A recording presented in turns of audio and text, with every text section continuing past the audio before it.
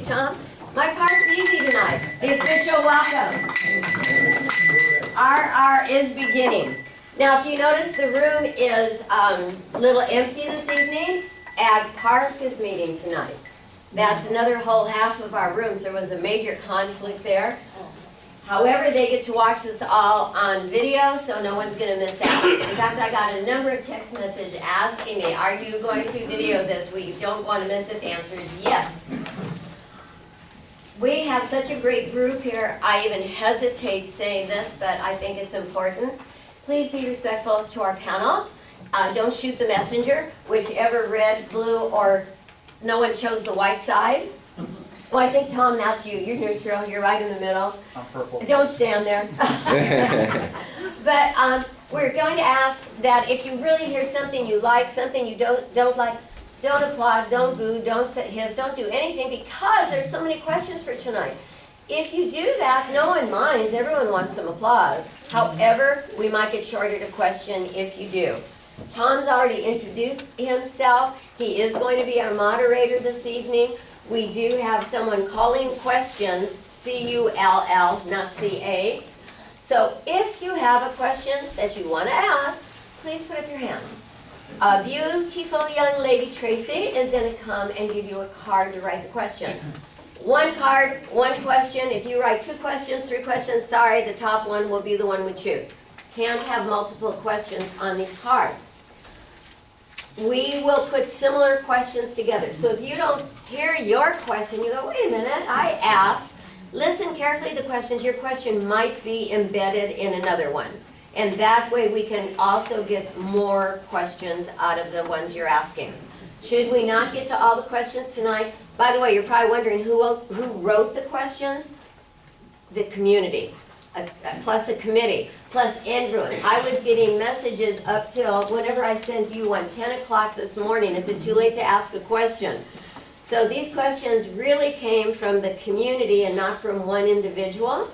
Add yours to them, or you may hear all of your questions answered. When the cards are collected, after you write your question, put your hand back up, the cards will get picked up. We'll put them together, they'll go to our moderator.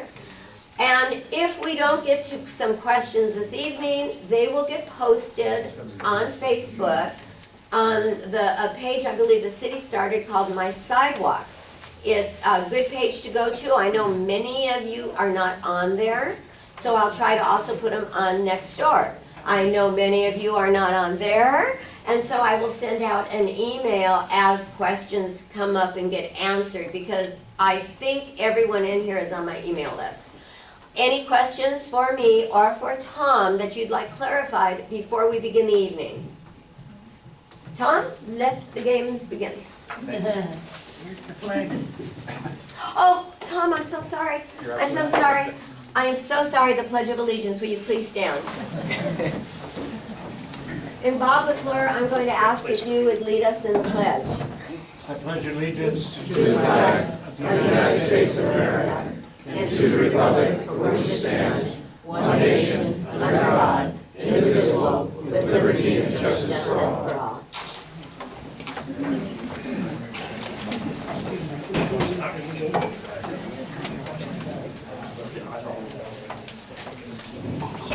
Good evening, and thank you all for taking time tonight to come to listen about the pros and cons of one of the most important measures we've had on our ballot for some time, Measure Z. Again, my name is Tom Donahue. I'm a member of a downtown group called Dana, and I'm also a member of the Riverside Neighborhood Partnership. Most of you know what Measure Z is, but I'm going to do a very brief overview, and please take into account some of the terms I use, and there is some of the discussion on percent or 1 cent, but we're going through this as a brief explanation of what's going on. Measure Z proposes a 1% sales tax increase for the city of Riverside. The current sales tax is 8 cents on the dollar. The city keeps approximately 1 cent, and the remaining 7 cents goes to the state or the county. Measure Z will increase the city's sales tax to 9 cents on the dollar. The extra 1 cent on the dollar will go to the city's general fund.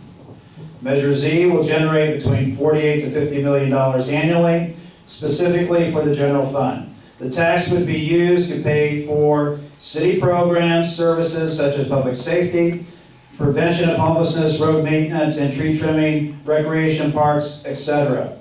This is at the discretion of city management, city staff, and our elected representatives to provide that information. But the city has, in their budget and 5-year fiscal process, laid out a number of items which they have identified that these monies will be spent on. The goal tonight is to share information from both sides on this measure, so that you can make the best informed choice on November 8th. And those of you that are voters here, is everybody here registered to vote because you have very little time left? Is anybody not registered to vote?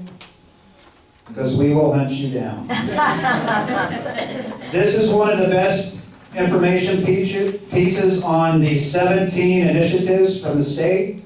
It's League of Women Voters on Your Voice. There are 17 ballot propositions. Because we're more concerned about the 2 ballot measures for us, start at the bottom and work your way back. Go from Z to O and then go to the propositions. That is our recommendation. It's my pleasure to introduce the panelists tonight, and we again thank you all for your time tonight. In support of Measure Z, we have, to my immediate left, we have Brian Smith, the president of the Riverside Police Officers Association. Next to him is Tim Strack, president of Riverside Firefighters Association. And your very own La Sierra graduate, first member of the SIFE team, Andrew Walcker, a partner with Psomas, and on the Chamber's Economic Development Committee, chair of the Chamber Economic Development Committee. In opposition to Measure Z, we have Bob Buster, a former city council member, county supervisor. We have Paul Sundeen, recently the chief financial officer of the city of Riverside, and Dvonne Pitruzzello, most importantly an educator, teacher, former mayoral candidate, and community activist. Our format tonight, we flipped a coin, and the team that is in opposition to Measure Z will make the first statement. Each side will give 3 minutes on why they support or why they're against. Then we'll start the questions with the team opposed to Measure Z. One team member will speak. They'll have 2 minutes to answer the question, 2 minutes for response. And then if the team that made the initial question says, I'd like to clarify something, they'll have 1 minute to do that. We had over 30 questions submitted.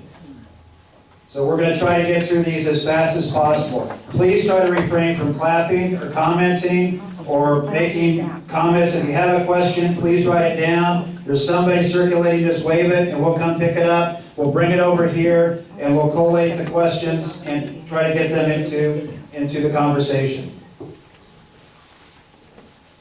And that's what it's all about. Is there any questions? Linda? Are you going to hand out the cards to everybody? If anybody wants one, I'll Whoever raises their hand. I'm watching. The most important person in the room is Linda Baker. Because she is the timekeeper. So Linda's job is to make sure that we're on track, that she'll be raising different colored pieces of paper at different intervals. The most important piece of paper is the yellow sheet, which is about 30 seconds left. But if you hear the bell, for whom the bell tolls, that is the ending time we ask you to wrap up your question. If we feel the discussion is getting very positive, we want to continue it, I'll try to exercise my moderate to continue the conversation. With that, we'd like to turn this over to the team that is in opposition to Measure Z to let us know why you are opposed to this ballot measure.